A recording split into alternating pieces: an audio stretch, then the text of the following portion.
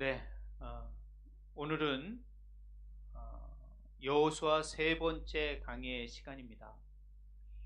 그래서 오늘 여호수아를 마무리하려고 합니다.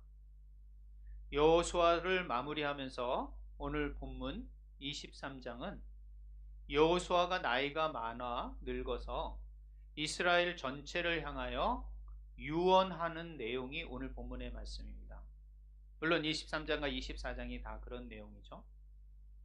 그런 이 마지막 유언이 이스라엘 백성이 어느 방향으로 가야 할지를 결정하는 중요한 유언이라는 것이죠.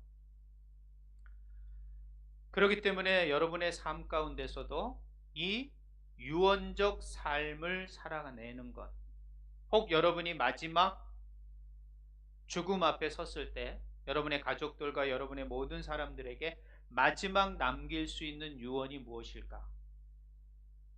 우리는 한번 이 여호수아의 유언과 같은 이 말씀을 생각하면서 다시 한번 우리의 유언적 삶이 어때야 되는지를 좀 생각해 보려고 합니다.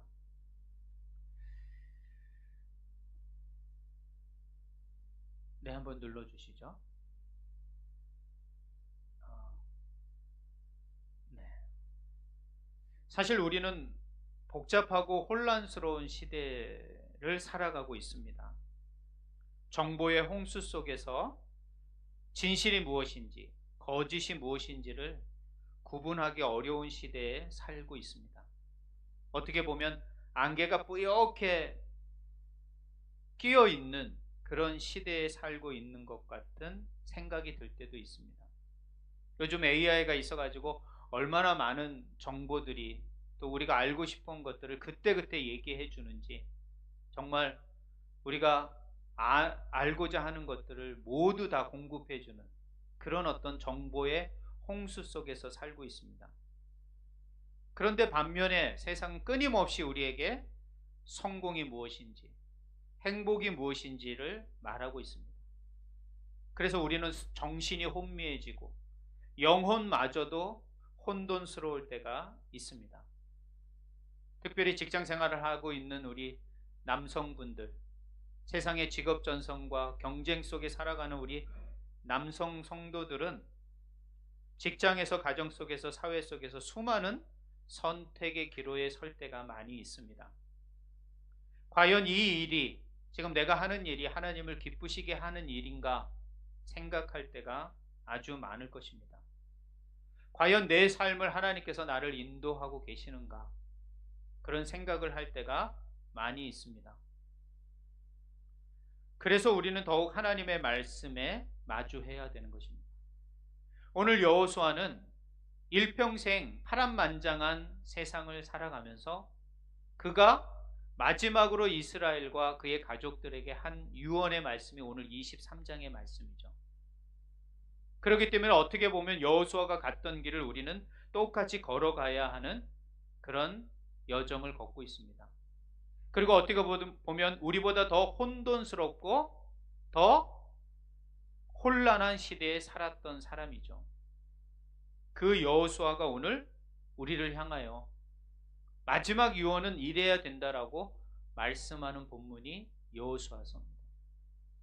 그리고 이 여호수아 마지막 이 23장이 하나님께서 여호수아를 어떻게 인도하셨고 또 우리의 삶을 어떻게 인도하시는지를 말씀해 주는 거죠. 그러므로 앞으로 여러분이 살아갈 인생 마지막 유언의 말씀이 오늘 이 여호수아 같은 그런 유언이 되었으면 좋겠어요. 그리고 이런 유언을 남기고자 남은 삶을 살아가는 저와 여러분이 되셨으면 좋겠습니다. 유언은 죽기 직전에 한마디 하는 게 유언이 아닙니다. 내가 그 유언을 생각하고 마지막을 생각하고 살아가는 그 순간부터 사실은 우리는 죽음 앞에 서 있는 유언적 삶을 살아가는 것과 같습니다. 제가 한 55을 넘어가면서 생각하는 것 중에 하나가 죽음의 문제입니다. 이제 가는 거는 순서가 없겠다, 그런 생각을 제가 했었습니다. 그리고 사실은 이런 생각을 했습니다. 그럼 내가 내 삶을 통하여 유언하는 삶을 살아가 보아야 되겠다. 내가 말로 유언을 하는 게 아니라 내 삶으로 유언적 삶을 한번 살아봐야 되겠다. 그런 마음을 가지고 사실은 55부터 좀 그런 생각을 하고 있는 것 같습니다. 그래서 사실은 이 본문을 정한 것 같기도 합니다. 자, 그럼 어떤 말씀부터 여호수아가 했는지 오늘 1절에 보면 이렇게 되어 있습니다. 여호와께서 이스라엘의 주의 모든 원수로부터 이스라엘을 안식을 주신 것 같 오래되었고 여호수아가 늙어 나이가 많을 때 안식을 주셨다라고 말을 하는 것이에요. 자, 이 안식은 어떻게 보면 가나안 땅을 정복하는 것을 말합니다. 가나안 땅을 정복한, 즉 물리적 안식인 것처럼 생각할 수 있습니다. 그러나 하나님이 주신 안식은 그런 안식이 아닙니다. 물리적 안식일 수 있지만 여기엔 바로 내면의 평안을 주셨다라는 말이에요. 아직도 지금 정복되지 않고 이민족들이 주변에 군사적으로 많이 남아 있습니다. 그럼에도 불구하고 이들이 안식을 누리고 평안한 것은 하나님께서 그 내면에 무엇을 주셨다? 안식을 주셨다라고 말을 하는 것이죠. 여러분, 세상을 살아가면서 불안할 때가 많이 있죠. 그런데 어떨 때 보면 참 평안할 때가 있습니다. 아니, 내 주변이 아주 복잡스러운데 내 내면은 왜 이렇게 평안하고 왜 이렇게 좀 평안하지? 뭐 이럴 때가 있어요. 샬롬 같은 느낌을 받을 때가 있어요. 그것은 결코 여러분의 환경이나 여러분의 어떤 상황에 의해서 이루어지는 게 아니에요. 그것이 바로 하나님이 주시는 평안이라는 거예요. 그런 평안을 지금 여호수아는 이스라엘 백성에게 하나님이 주셨다라고 말을 하는 것이죠. 세상 사람들은요, 살아가면서 가짜 평안에 넘어가는 사람이 많아요. 세상의 소리에 이게 행복이야, 이렇게 해야지 평안해질 수 있어 라는 가짜 평안에 많이 넘어가곤 합니다. 그 평안을 누리려고 열심히 살아갑니다. 그러나 아무것도 그것을 이루어도 그 평안이 찾아오질 않아요. 그런데 아무것도 이루어지지 않는데 내 안에 진정한 평안이, 그게 진짜 평안이라는 거죠.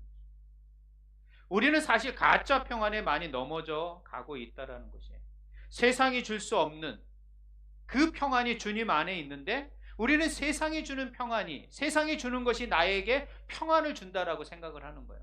이스라엘 백성도 그렇게 생각할 수 있습니다. 안식, 이것은 땅을 정복함으로 우리에게 평화가 오겠지, 그게 아니라는 거예요. 아직 땅이 다 주지도 않았는데 그들에게 평안이 왔다라는 것은 그들에게 하나님이 내면에 평안을 주셨다라고 말을 하는 거예요. 그래서 우리가 주 안에 머물러 있을 때 진짜 평안을 누리게 되는 것입니다. 여러분이 일평생 살아보면서 그 진짜 평안이 언제였을까? 한 번쯤 생각해 보셔야 하는 거예요. 그래서 오늘 이 여호수아가 이 말하는 안식은 어떤 물리적인 평안의 안식이 아니라 영원한 하나님이 주실 그 안식을 바라보면서 이 땅에서 살아가야 됩니다. 그 평안이 미리 이 땅에서 맛보아야 된다라고 지금 말하는 것과도 같은 거예요. 그러므로 여러분이 살면서 가짜 평안에 속지 마시고 세상이 말하는 혼돈의 평안에 속지 마시고 진짜 주님이 내 안에 임재함으로 말미암아 누리는 진정한 평안이 저와 여러분 가운데 누려야 될 줄 믿습니다. 그 평안이 우리 가운데 있어야 되는 거예요. 그 작은 실천을 제가 좀 말씀드리는데, 좀 실천적인 부분을 제가 얘기 안 하니까 여러분이 조금 그런 거 잘 적용점이 좀 어려우신 것 같아요. 내가 어떤 분하고 이번 주인가요? 지난주에 얘기를 나눴는데 그분이 그러는 거예요.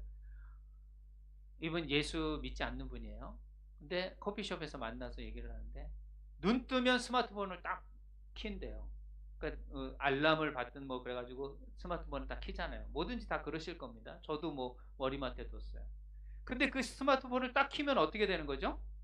그냥 밤새 못 봤던 거 다 보려고 하면은 한 10분, 20분, 어떨 때는 한 30분 넘어갈 때가 있습니다. 그분이 그러는 거예요. 시간이 너무 아깝다라는 거예요.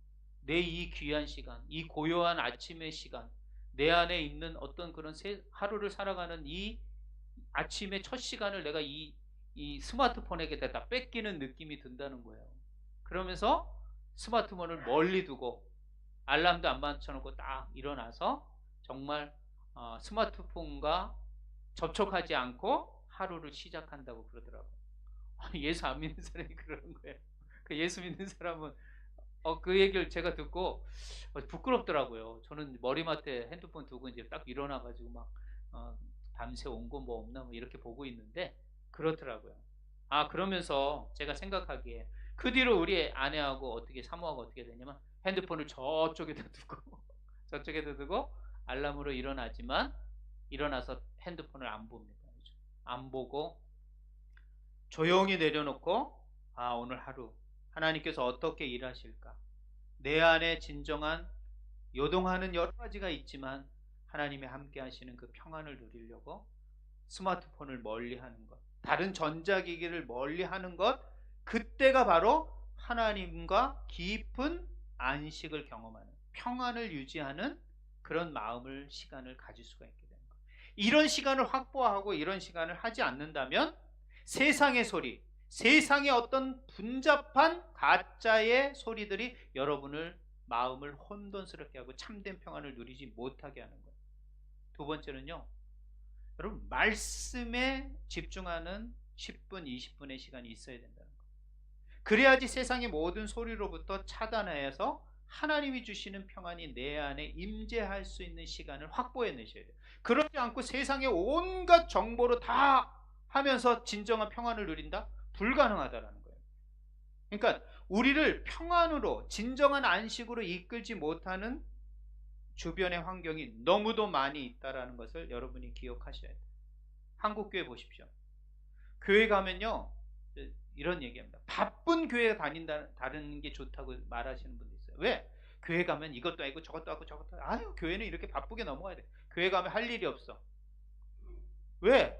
너무 분잡한 거예요. 도떼기 시장도 아니고 깊이 묵상하지도 못하고 기도할 수 있는 장소가 교회가 되지 못하고 있는 거예요. 지금 한국 교회가 약화되는 게 그런 것도 있는 거예요. 참된 내면의 평안과 안식을 누리지 못할 때 그 사람은 세상의 소리에 끌려다니는 불안한 상태가 될 수밖에 없습니다. 가짜 평안에 넘어질 수밖에 없다라는 거예요. 그러므로 여러분, 하나님이 내 안에서 역사하는 참된 평안, 하나님이 적극적으로 내 안에 개입될 수 있는 그런 시간과 환경을 확보해내는 그런 평안이 저와 여러분 가운데 있어지기를 소망드립니다. 여호수아는 지금 그 얘기를 하고 있는 거예요. 하나님이 우리에게 진정한 내면의 평안, 아직 적군이 남아있지만 우리 가운데 진정한 평안을 주셨다라고 하나님이 우리에게 적극적으로 개입될 수 있는 그런 시간을 확보해라 라고 지금 유언적으로 그들의 백성에게, 가정에게 얘기하는 거죠. 두 번째로는 무슨 말씀을 하냐면 2절과 3절에 뭐라고 말하냐면 여기서 중요한 단어는 싸우셨다라는 거예요. 하나님께서 우리를 여기까지 인도하시면서 우리가 싸운 것 같지만, 우리가 이스라엘이 승리하여 싸운 것 같지만 반대편에서 뭐예요? 보이지 않는 하나님의 손이 우리 가운데 개입되어 이 승리를 얻은 것이다 라고 지금 얘기하는 거예요. 그러면서 하나님이 싸우셨다는 거예요. 하나님의 싸운 모습을 볼 수가 없었습니다. 하나님은 영이시기 때문에. 그러나 이 모든 전쟁의 승리는 누가 하셨다? 하나님이 하셨다라는 거예요. 우리는 무슨 일을 할 때, 생각할 때 그렇습니다. 내가 했지. 이건 내가 하는 일이야. 또 여러분이 현실적인 일도 여러분이 해가는 겁니다. 여러분의 능력으로, 여러분의 지혜로 하는 것 같죠. 그러나 여호수아는 말하는 거예요. 이 모든 승리, 이 모든 안식은 누가 싸우셔서 주신 거다? 하나님이 싸우셔서 주신 거라는 거예요. 하나님이 싸우셨다라는 거예요. 이 말은 뭐야? 하나님이 적극적으로 우리의 삶에 개입하고 주체자가 되신다는 거예요. 여러분, 하나님이 우리 가운데 세상에서 버려두지 않고 우리 가운데 싸우시는 거예요. 사실 여러분이 느끼든 느끼지 않든 하나님은 여러분 앞서서 가시는 줄 믿으시기 바랍니다. 그러므로 하나님께서 여러분의 모든 장애물들, 어려움, 위험들을 제거해 주시는 거예요. 근데 그걸 모르는 거예요. 여러분 한 번만 생각해 보시죠. 베트남에서 여러분 오토바이하고 여러분 차하고 여러분 것이 샥 스쳐 지나갈 때 느끼지 않습니까?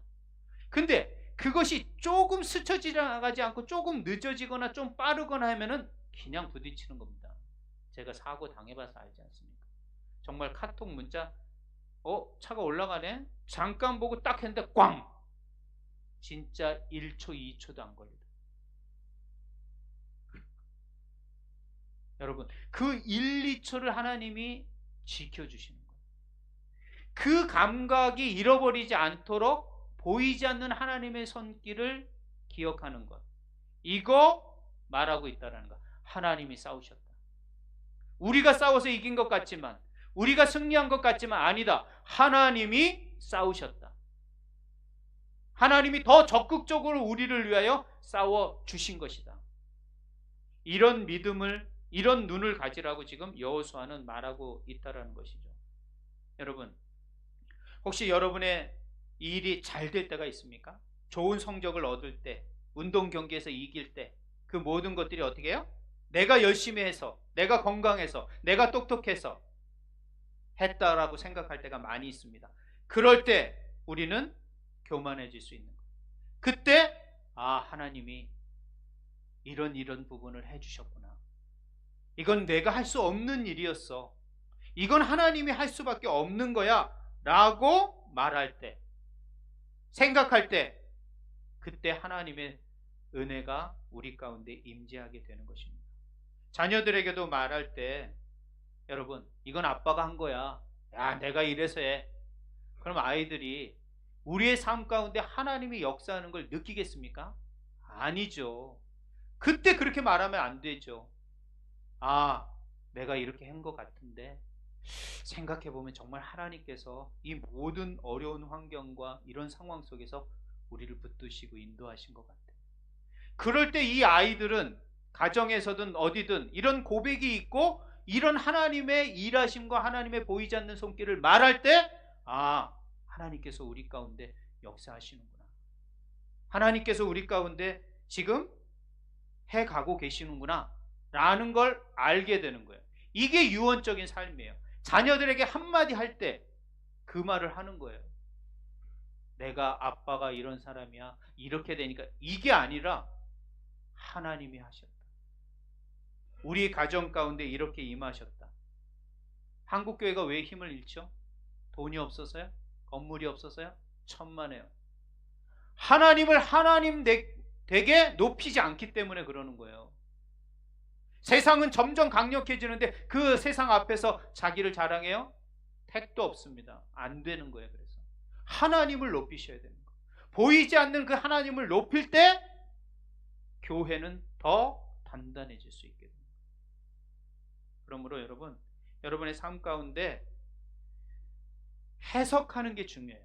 이건 바로 해석의 능력이라고 저는 생각해요. 여러분 삶 가운데 보이지 않는 하나님의 손길을 해석하는 방법이 세 가지가 있습니다. 제가 말씀드리겠습니다. 첫 번째는 말씀을 보셔야 돼요.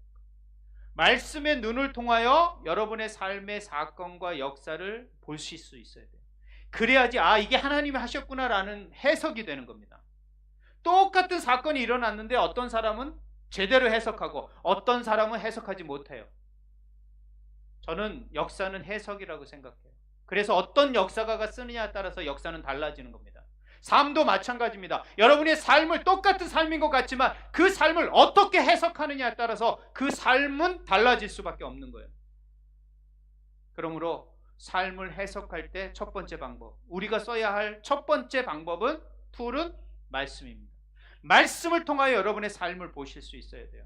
두 번째입니다. 그건 기도를 통해서 보셔야 돼요. 하나님 앞에 묻습니다. 하나님 왜 이런 일이 일어났습니까? 왜 이런 사건들이 일어나고 이런 사건은 무슨 의미입니까? 하나님 앞에 묻고 기다리고 들어야 돼요. 기도를 통하여 그것이 어떤 하나님의 일하심을 목도해 가셔야 됩니다. 하나님의 역사를 확인해 가셔야 돼요. 세 번째는 믿음의 공동체 안에서의 서로 교제입니다. 나 이런 일이 있었어. 이런 일이 있었는데 이런 일은 어떨 거가? 나도 비슷한 일이 있었는데 이거는 바로 하나님께서 집사님에게 우리 누구에게 말해주는 거야. 이런 공동체 안에서 그런 교제를 통하여 하나님의 음성을 듣게 하신다는 거예요. 이 세 가지 방법으로 하나님은 우리의 일어난 사건이 자신의 사건이 아니라 하나님의 사건임을 보게 하시고 알게 하시고 깨닫게 하신다는 거예요. 이것들이 반복되고 훈련되지 않는 한 여러분의 삶은 절대 하나님이 함께 하시는, 보이지 않는 하나님의 손길을 해석하고 목도하고 경험하는데 어려우실 겁니다. 내가 하는 것처럼 생각이 되는 거예요. 그게 쌓여지면 교만이 되는 겁니다. 그럴 때일수록 이 여호수아처럼 이 하나님의 손길이 우리를 대신하여 싸우셨느니라, 이렇게 말하고 있다라는 거예요. 그러므로 여러분의 모든 삶을 이미 하나님이 적극적으로 개입하셔서 지금 역사하고 계시다라는 그것을 해석하고 목도하고 고백하는 저와 여러분이 될 때, 그리고 여러분 혼자가 아니라 여러분의 가정에서도, 자녀 앞에서도, 누구의 앞에서도 그런 유언적 고백을 해낼 때 우리는 마지막에 하나님은 이러셨다라고 얘기할 때 그 모든 사람들이 여러분의 삶을 뒤돌아보면서 감동받게 되고 그걸 듣게 되는 거예요. 그러지 않고 여러분의 말씀을 듣는다, 유언 몇 마디 듣는다, 천만에요. 다 잊어버립니다. 무슨 말을 했는지 알 수도 없는 겁니다. 그러므로 지금부터 여러분이 그런 유언적 삶을 살아내야 될 줄 믿습니다. 세 번째로는 4절과 5절의 말씀처럼 이르되 너희들에게 기업이 되게 하셨다. 너희들에게 주신 땅을 기업으로 주셨다라는 것이죠. 이건 기업으로 주셨다라는 것은 자자손손 이것을 지켜내야 되는 거예요. 그러므로 너희들에게 이미 준 그 땅, 그러나 아직도 남아있는 그 땅, 이렇게 보셔야 되는 거예요. 그러니까 하나님께서 우리에게 이미 주신 게 있습니다. 여러분은 이미 구원받은 백성인 줄 믿습니다. 구원받은 땅을 주셨다라는 거예요. 이미 주셨어요. 그러나 아직 남아있는 땅이 있다라는 거예요. 즉 아직 싸워야 할 것이 있다라고 지금 여호수아는 말하고 있는 거예요. 이 말은 뭐냐면은 너희들에게 책임이 있다라는 거예요. 차지할 책임이 있다라는 거예요. 아직 이르지 못한 그 완성된 기업을 향하여 너희들이 지금 순종하고 헌신하여 그 남은 하나님의 기업을 차지하라. 그렇기 때문에 우리가 이 땅에서 살아갈 때 반드시 우리에게 남은 과업이 있는 겁니다. 이미 얻은 은혜가 있지만 아직 해야 될 과업이 우리에게 남은 기업이 남아있다라는 거예요. 그러므로 저와 여러분이 해야 할 책임이 있는 거예요. 여기서 중요한 단어는 바로 책임이라는 것입니다. 우리는 우리에게 주어진 책임이 있다라고 생각해요. 책임을 감당하려면요, 능동적 순종이 필요합니다. 능동적 순종이 있지 않고서는 결코 책임을 감당할 수 없어요. 예를 들어서 우리 자녀들에게 용돈을 줬어요. 그럼 그것에 대해서 이미 받은 용돈에 대해서 감사하죠. 그럼 그것을 자기를 위해서 사용하느냐? 그렇지 않아요. 그렇게 가리키니까 안 되는 겁니다. 주님은 남은 땅이 있다라는 거야. 너가 가지고 있는 이 은혜를 가지고 어려운 이웃들, 너가 도와야 할 사람들에게 책임 있는 행동을 하라고 가르쳐야 되는 거예요. 그럴 때 이 말씀이 적용될 수 있는 것입니다.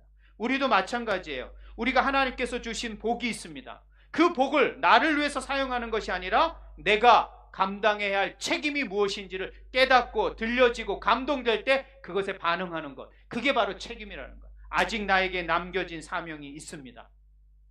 그럴 때 하나님께서는 그 사람을 더 축복하시고 그런 책임 감당할 수 있도록 채워주신다는 거죠.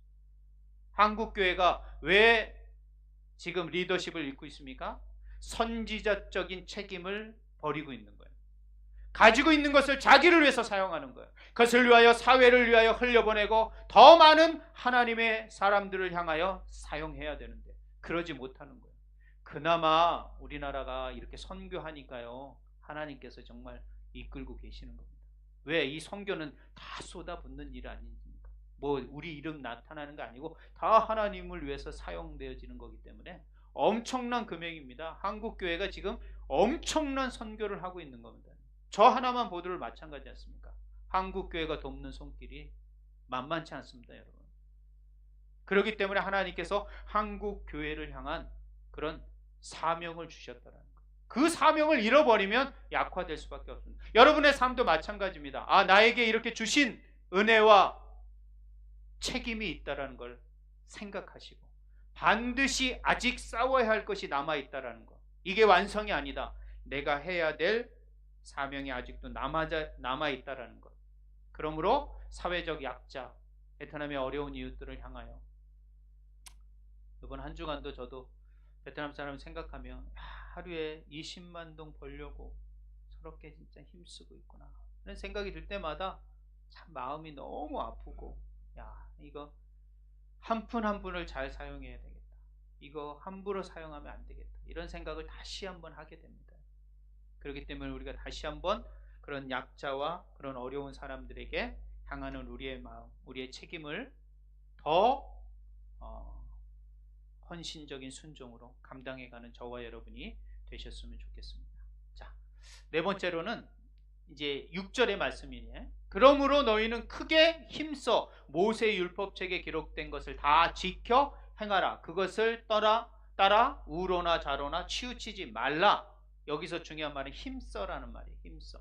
이 힘써라는 말은 어떻게 해요? 하나님 앞에 집중해라. 하나님의 말씀에 올인해라 라는 말이에요. 율법책에 있는 말을 다 지켜라. 이 말은 뭐예요? 올인해라. 자꾸 다른 일에 산발적으로 집중하지 말고 하나님의 말씀 안에 집중해라. 이 말은 여러분의 삶의 원칙이 하나님의 말씀이 되어야 된다는 거예요. 왜 우리 정체성이나 확신이 흐트러지는지 아십니까? 내가 하나에 올인하지 못하기 때문에 그러는 거예요. 하나님의 말씀에 올인하지 말라는 거예요. 좌로나 우로나 치우치지 말라는 것은 여기에만 올인하라는 거예요. 성공하는 모든 사람의 특징은요, 올인하는 사람이에요. 한 곳에 올인할 때 거기에 결과가 나오는 거 아닙니까? 영적인 싸움도 마찬가지입니다. 하나님의 말씀에 올인하지 않는데 그 사람이 하나님과의 깊은 교제, 하나님의 역사 나타날 수 있느냐? 그럴 수 없다라는 것이에요. 그러므로 여러분의 삶이 하나님의 말씀에 올인하는 삶의 원칙이 하나님의 말씀이 되어야 되는 거예요. 여러분이 그런 유언적 삶을 살아갈 때 자녀들이 볼 때, 아버지의 삶이, 어머니의 삶이 하나님의 말씀의 삶의 기준을 두고 살아가는구나 할 때 그 친구들은 반드시 하나님의 말씀이 그들의 삶의 중심이 되려고 살아가게 될 것입니다. 가족적인 어떤 결정을 내릴 때 이 말씀이 중심이 되어야 되고 기준이 되어야 되는 거예요. 그럴 때 그들이 또 다른 선택과 결단을 할 때 하나님의 말씀이 기준이 되는 거죠. 여러분의 가정과 여러분의 모든 삶의 원칙이 하나님의 말씀에 집중되어야 돼요. 올인되어야 돼요. 그것을 힘쓰셔야 돼요. 힘쓰지 않으면, 즉 하나님의 말씀을 굳게 붙들지 않으면 그거 다 놓치게 된다는 거죠. 그래서 여호수아가 이들에게 말합니다. 하나님의 말씀에 올인해라. 다른 좌로나 우로나 세상의 여러 가지 가치 기준, 세상의 여러 가지 소리에 집중하지 말고 하나님의 말씀에만 올인해라. 지금 말하고 있더라. 여러분, 하나님의 말씀에만 올인해야 될 줄 믿습니다. 그러면서 또 말씀합니다. 7절과 8절에 뭐라고 말하냐면 여호와 하나님을 가까이 하라. 이 가까이 하라는 히브리어 말은 뭐냐면은, 제가 좀 히브리어로 단어를 찾아보니까 딱 붙어 있어라, 밀착해라, 떨어지지 않으려고 그냥 본드를 붙여놓고 이렇게 딱 붙어 있어라, 이런 의미라는 거예요. 그러므로 여러분, 오직 하나님 앞에만 붙어 있으셔야 되는 거예요. 자꾸 하나님으로부터 멀리 가려고 하면 안 되는 거예요. 가까이 하라. 가까이 하라는 것은 하나님 앞에 딱 붙어 있어라. 성경에 이런 말을 많이 합니다. 한 몸이라. 주님은 포도나무니 너희들은 가지니 그 포도나무에 접붙임을 당하여라. 이건 뭐예요? 딱 붙어 있으라는 말이에요. 붙어 있으라는 말. 왜? 세상으로 나가면 어떻게 됩니까? 다 우상이거든요. 다 헛된 것들이거든요. 하나님 앞에 반 있고 세상 반 있고 그게 붙어 있는 거라고 생각하는데 그렇지 않아요. 제가 잘 쓰는 말, 못잠 번잠, 100% 붙어 있어요. 이 말이 그래요. 가까이 있다라는 건 하나님 앞에 딱 붙어 있어야 된다. 여러분, 우리 아이들을 딱 이렇게 품고 있으면 어떻게 되는 거예요? 평안해져. 자녀들도요, 아주 평안합니다. 뭐 세상이 다 요동해도 부모 앞에 딱 달라붙는 애들은 안정감이 생기는 거예요. 그런 것처럼 우리가 하나님 앞에 딱 붙어 있어야만이 어떻게 돼요? 세상으로부터 들리는 혼돈과 혼란과 갖가지 소리로부터 평안과 안정을 누릴 수 있게 되는 것입니다.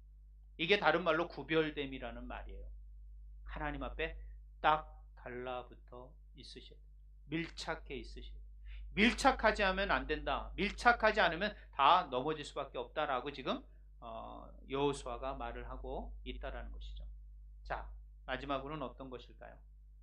이 모든 하나님의 말씀에 밀착하고 하나님의 말씀에 집중하고 또 뭐 여러 가지 이 내용 중에 어떤 것입니까?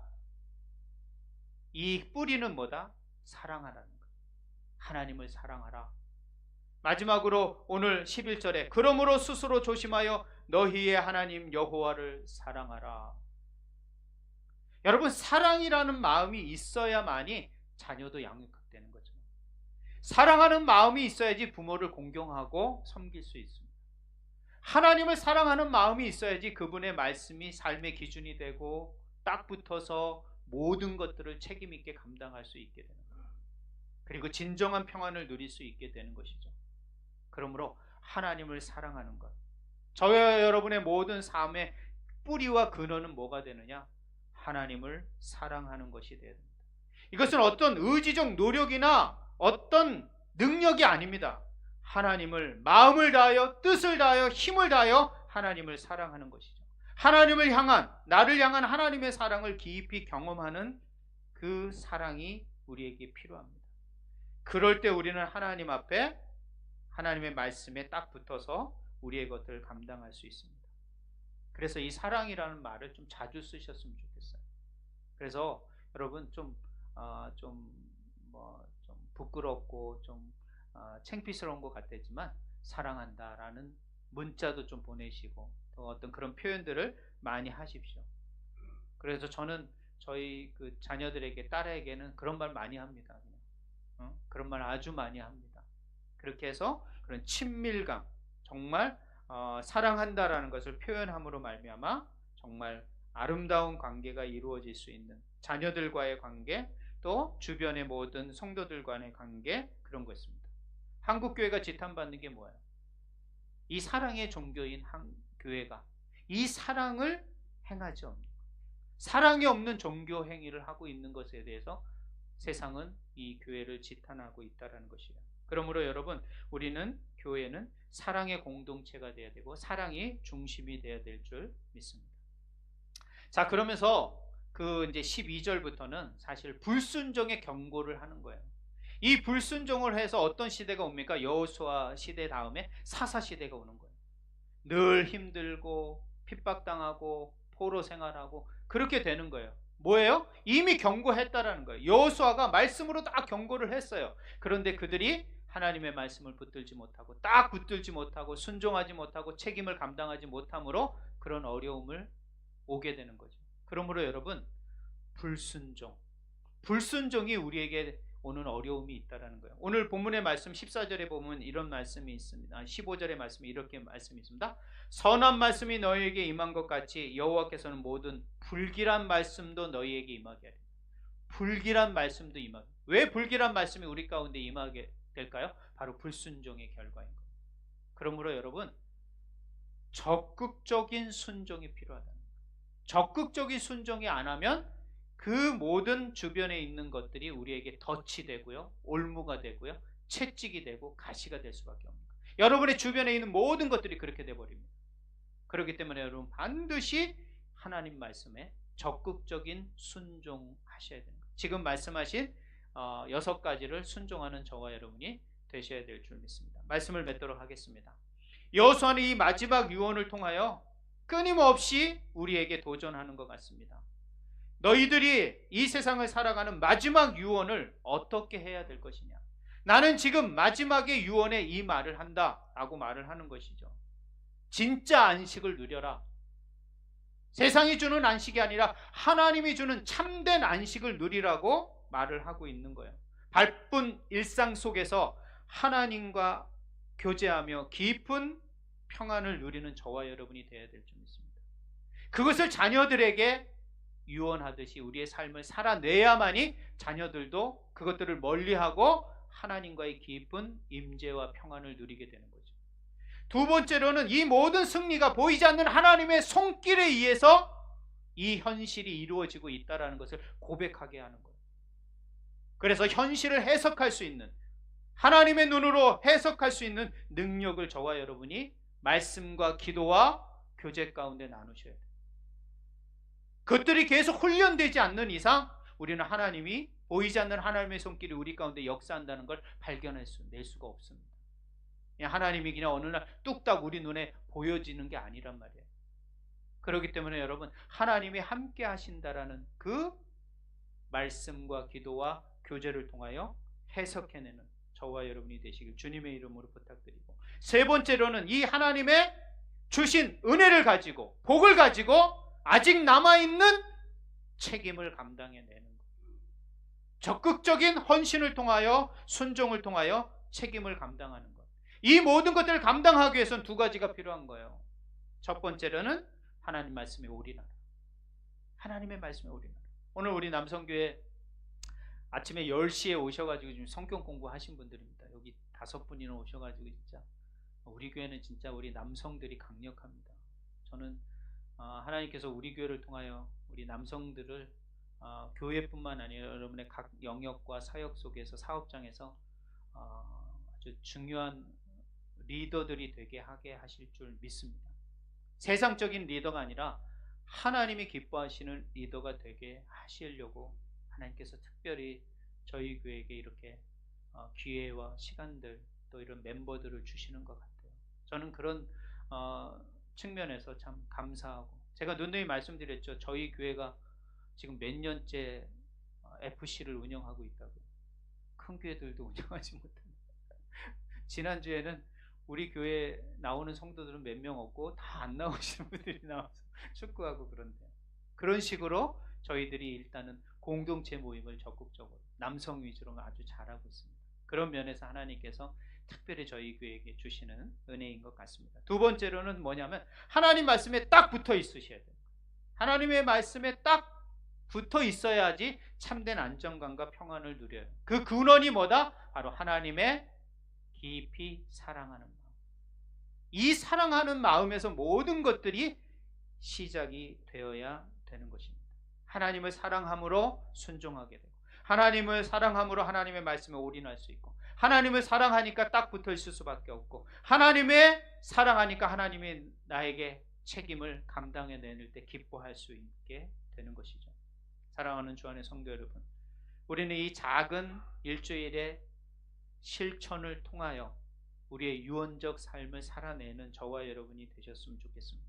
이것이 여러분의 신앙의 유산으로 물려주는 것이 되었으면 좋겠습니다. 세상의 것을 모아 세상의 것을 물려주려고 하지 말고 진정한 영원한 것을 물려줄 수 있는 그런 유언적 삶을 살아내는 저와 여러분이 될 때 우리의 가정은 변하고, 우리 한국교회는 변하고, 또 우리의 공동체가 변하고, 여러분이 있는 모든 공동체가 새로워질 줄 믿습니다. 어떤 것이 진짜인지 알 수 없는 혼돈의 시대 속에 이것이 정말 진정한 하나님의 말씀이고 하나님의 기뻐하는 길이라는 것을 여러분의 삶을 통하여 그것을 증명해내고, 그런 복된 삶을 살아가 정말 많은 사람들에게, 여러분뿐만 아니라 주변에 있는 많은 사람, 저희 공동체뿐만 아니라 더 많은 베트남 사람들이 행복해지는 그런 한 주간, 그런 여러분의 남은 삶이 되시기를 주님의 이름으로 축원드립니다. 기도하시겠습니다. 할렐루야. 하나님 감사합니다.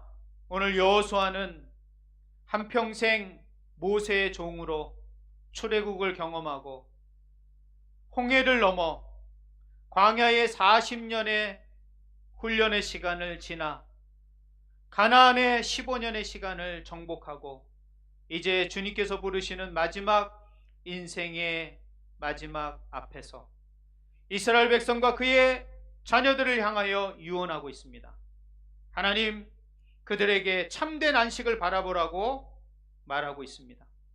그리고 모든 것이 하나님이 싸우셔서 하나님께서 승리하셨음을 고백하고, 우리에게 이미 주신 이 땅과 남은 과업과 기업을 책임있게 감당하라고 명령하고, 오직 하나님의 말씀에 올인하며 그분 앞에 딱 붙어 그분을 깊이 사랑함으로 그 모든 것들을 순종하라고 말씀하신 여호수아의 고백처럼 우리의 마지막 유언이 여호수아의 고백이 되게 하시옵소서.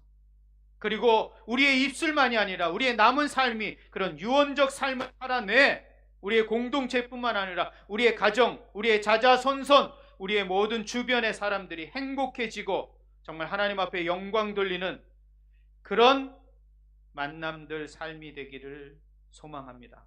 하나님 함께하여 주셔서 일주일 동안도 이런 실천적 삶, 유언적 삶을 살아내 하나님 앞에 영광 돌리고 하나님 앞에 다시 한번 우리의 책임을 감당하는 그런 우리의 삶이 되게 하여 주시옵소서. 오늘 이 시간 이 말씀 앞에 결단하는 우리 모든 주의 성도들 가운데 성령의 충만함을 덧입혀 주시어서 그 모든 것들을 감당하는 데 부족하지 않도록 성령으로 능력으로 붙들어 주시고 승리하는 한 주간이 되게 하여 주시옵소서. 모든 영광을 주께 돌려드리오며 감사드리오며 예수님의 이름으로 기도했습니다. 아멘. 이 시간에는 저희들이 매월